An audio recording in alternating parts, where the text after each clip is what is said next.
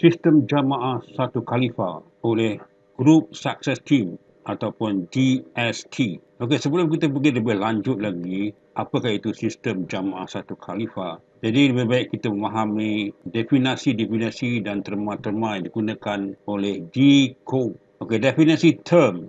Kita ada beberapa kategori, iaitu bermula dengan beginner, member, DBO ataupun Global Business Owner dan Star Member.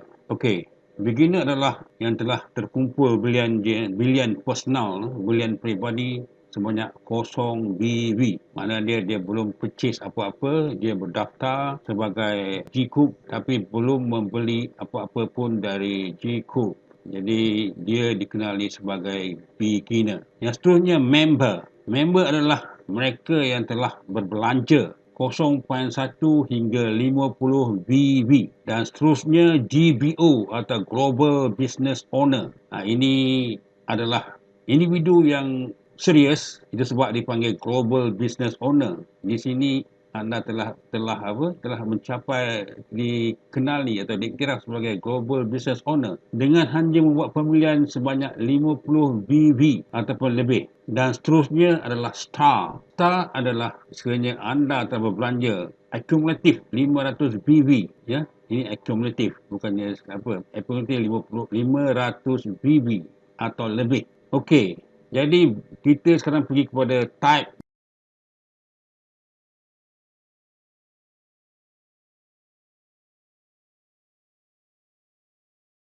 Apakah jenis-jenis bonus yang terdapat di G-Coop? Okay. Kita cerita pasal builder bonus atau bonus pembangunan.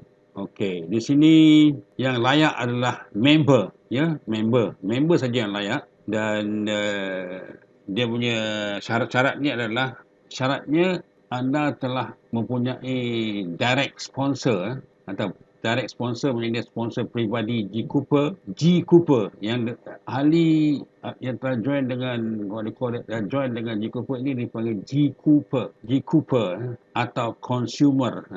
Consumer itu pengguna lah. Okey, so anda layak 10% dari BV ia punya DS atau direct sponsor, ya, 10%. Setiap belian je anda akan dapat 10%. Jadi itulah berkenaan dengan builder bonus. Dan bonus seterusnya adalah dipanggil team bonus. Di sini team bonus ini yang kita panggil jamaah, bonus berjemaah, ya. Bonus jemaah, team. Team itu sebagai jemaah.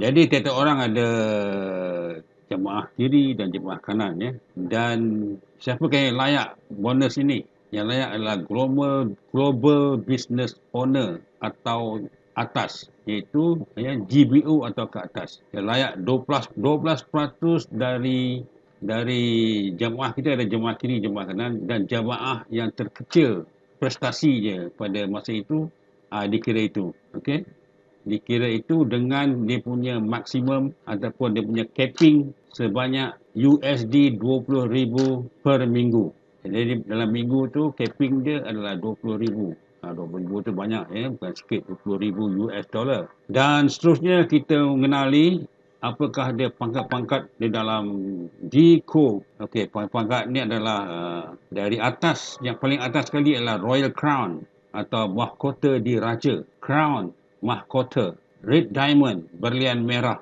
Blue Diamond, berlian biru. Diamond, berlian. Ruby, delima. Sapphire, nilam.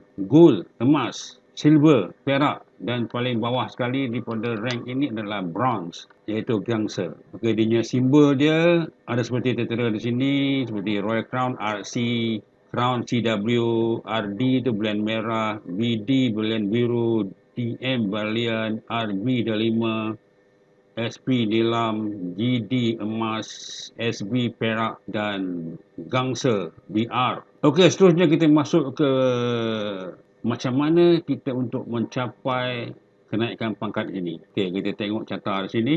Jadi untuk mendapat bronze ataupun untuk gangster, jadi pencapaian kita daripada jemaah yang kecil ni, jemaah yang kecil prestasi dia yang rendah adalah 1,000 BB. 1,000 BB, ya. Dan juga seterusnya silver 3,000 BB. Emas 6,000 BB. nilam 12,000 BB, delima 24,000 BB, berlian. Okey, dari bronze ke sapphire ataupun daripada gangsa kepada nilam, dia tidak perlukan khalifah, tidak perlukan khalifah di kiri dan kanan anda. Okey, ya.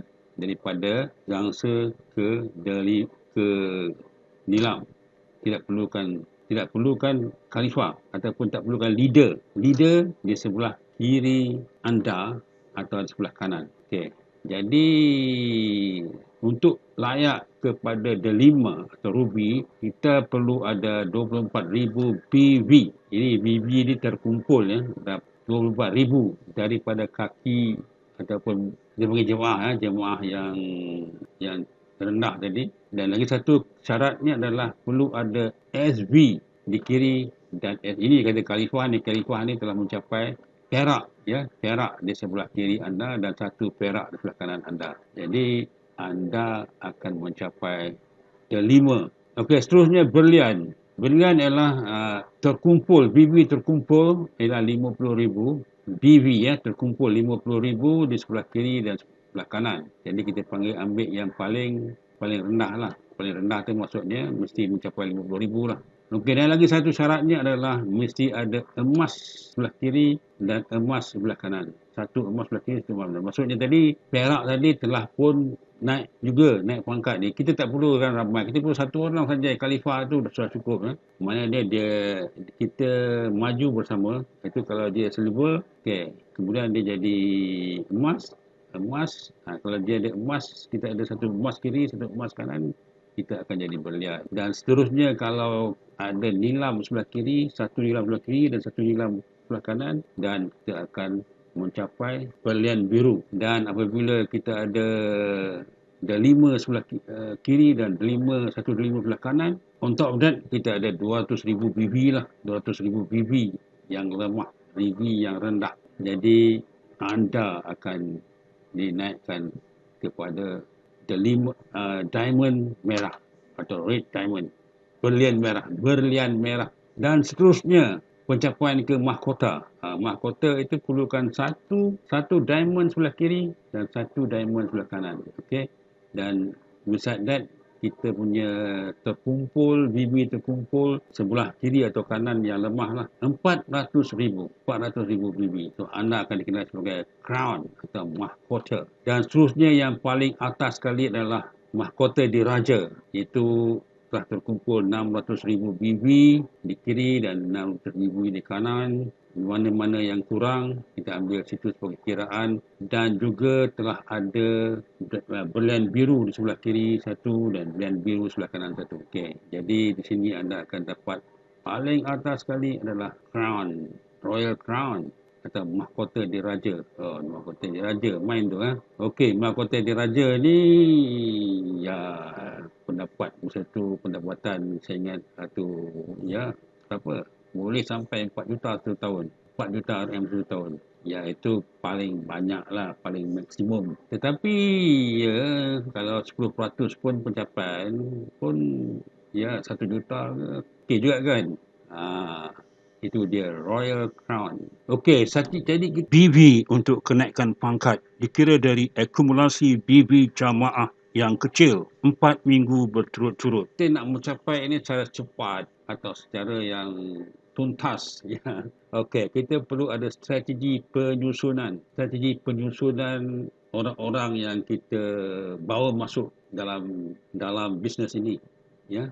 Siapa yang orang-orang yang kita bawa masuk itu, kita perlu ada strategi. Jadi kita panggil sistem ini adalah sistem jamaah satu khalifah.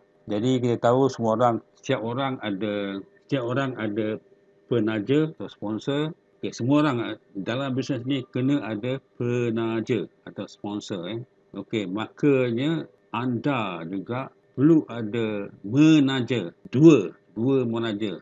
Itu satu kiri, satu sebelah kanan. Jadi dengan menaja satu kiri, satu kanan tu, lepas tu kita tak ada buat apa-apa pun tak perlu jadi juga. Jadi kita ada strategi. Okey, strategi Okey, jadi sebelah kiri, sebelah kanan, strategi dia, okey, sebelum kita pertama kali kalau kita nak bawa siapa yang kita taja dulu pertama kali ataupun direct sponsor, kita panggil direct sponsor, orang yang kita taja. Direct sponsor adalah kita letakkan di sebelah kiri. Direct sponsor 1, direct sponsor 1 di sebelah kiri DS1 sebelah kiri. Okey, itu dia punya syarat dia. Pertama sekali sebelah kiri dahulu, direct sponsor 1. Okey, kemudian yang nombor 2 pula, direct sponsor nombor 2 pun kita letakkan di bawah direct sponsor 1. Jadi maksudnya kita ada 2 direct sponsor di sebelah kiri kita, DS1 dan DS2.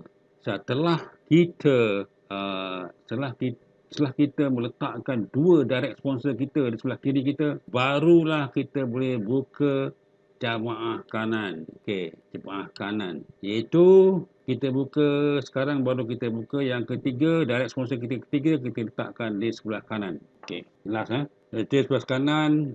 Dan direct sponsor keempat di mana kita letakkan? Direct sponsor keempat adalah di sebelah kiri DS3. DS4 kita belah letak di sebelah kiri DS3. Dan begitulah seterusnya, DS4, DS5, DS6 dan seterusnya lah, berapa ramai kita buat direct sponsor. Sekarang kita sebelah kiri itu tak apa, sebelah kiri itu adalah selalunya adalah kita punya upline punya tanggungjawab. Okey, upline kita punya tanggungjawab, itu adalah power line upline kita, tapi power line kita juga kita pun kena jaga sama dengan contribute dua direct sponsor sebelah kiri. Kemudian sekarang ni kita nak lihat pula untuk DS3.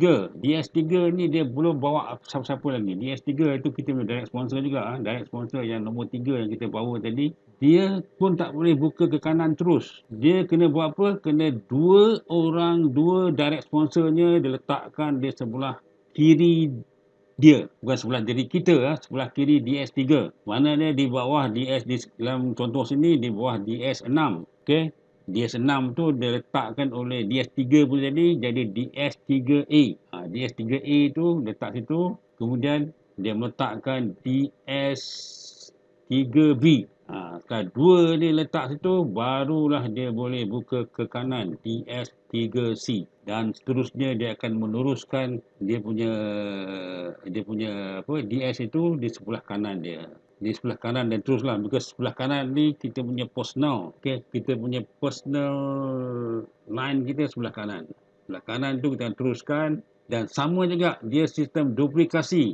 Maksudnya nanti barang siapa nak buka sebelah kanan dia, macam ahli-ahli yang dia masuk tu macam sama juga macam di S3 tadi, dia kena buka sebelah kiri dulu 2, letak sebelah kiri 2, barulah dia membuka sebelah kanan. Okey, dari sistem ini kita dapat 2 power leg. Okey, macam katakan U sini, U sudah ada 2 power leg. Okey, satu sebelah jamaah kiri dia, power leg, tengok. Itu power leg tu. Dan sebelah kanan dia pun ada create satu power leg. Jadi ada 2. Tiap-tiap orang akan ada 2 power leg untuk player. Okey, apa advantage dia power leg ni? Okey, tadi kita lihat dalam tadi kita ada akumulasi BB kan, akumulasi BB. Akumulasi BB tu dengan kalau kita bertaburan, dia akumulasi dia tak jadi cantik, tak cantik. Okey, kalau kita susun macam ini, bayangkan ini katakan contohnya kita nampak sini senang yang DS3B ni. Okay, DS3B ni contohlah, DS3B beli, DS3B ni membeli dengan 1000 BB. Okey, DS3B beli 1000 BB. Jadi dalam grup tu DS3A pun 1000 dapat 1000 BB. DS6 pun 1000 BB, DS5 pun 1000 BB, DS4 pun 1000 BB. Dan begitulah juga DS3. Jadi kalau ramai yang membeli line-line ni, yang beli, maka dia punya jumlah itu tersebut, itu yang mempercepatkan kita untuk mendapat akumulasi. Dan itu juga yang dikira untuk bonus jamaah tu, team bonus yang sebanyak 12%. Dikira daripada jumlah jemaah kiri punya belian berjemaah ni dan jumlah kanan punya pembelian berjemaah ni, dan jumlahnya diambil yang paling kurang, yang paling minima yang dikira untuk bonus team bonus tu adalah 50 BB. Dan seterusnya dikira dalam seminggu tu dia stop daripada hari Selasa, hari Rabu start dan tutup hari Selasa. Rabu, Khamis, Jumaat, Sabtu, Ahad, Senin, Selasa. Okey, Selasa close hari Selasa. Itu dikira. Satu minggu punya kiraan, dia kumpulkan semua belian-belian tersebut daripada line mana, line power leg mana, power leg ini, dan dia akan beri 12% mengikut kiraan yang lemah. Okey, saya tak nak pergi detail tentang tim bola ni.